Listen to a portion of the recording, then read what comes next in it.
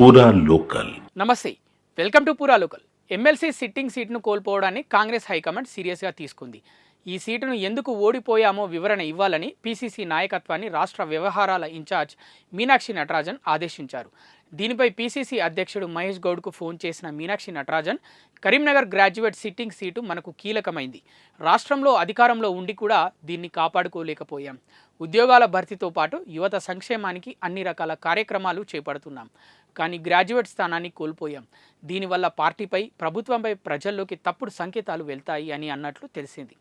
4 ఉమ్మడి జిల్లాల పరిధిలో 7 మంత్రులు, ఇన్ఛార్జ్ మంత్రులు, పదుల సంఖ్యలో పార్టీ ఎమ్మెల్యేలు, ఎమ్మెల్సీలు ఉన్నప్పటికీ ఈ సీటును ఎందుకు కోల్పోవాల్సి వచ్చిందనే దానిపై నివేదికను సిద్ధం చేసి పంపించాలని మహేష్ గౌడ్ను ఆమె ఆదేశించారు.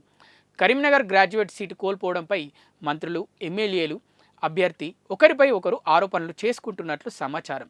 ఎమ్మెల్సీ అభ్యర్థి నరేందర్ రెడ్డి తీరు వల్లే ఈ సీటులో ఓడిపోయామని కొందరు మంత్రులు, పార్టీ ఎమ్మెల్యేలు పీసీసీ నాయకత్వానికి చెప్పినట్లు తెలిసింది. ప్రచారంలో పార్టీ నేతలను భాగస్వామ్యులను చేయకుండా ఆయన సొంత సంస్థ మనుషులతోనే వ్యవహారాలు నడిపించాడని, ఓటమికి ఇదే ప్రధాన కారణమని ఆరోపించినట్లు సమాచారం.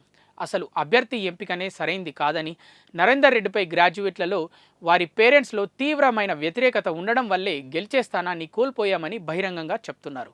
కొందరు మంత్రులు, పార్టీ ఎమ్మెల్యేలు ప్రచారంలో నిర్లక్ష్యంగా వ్యవహరించారని, అందుకే తాను ఓడిపోవాల్సి వచ్చిందని నరేందర్ రెడ్డి పీసీసీ నాయకత్వానికి ఫిర్యాదు చేసినట్లు సమాచారం.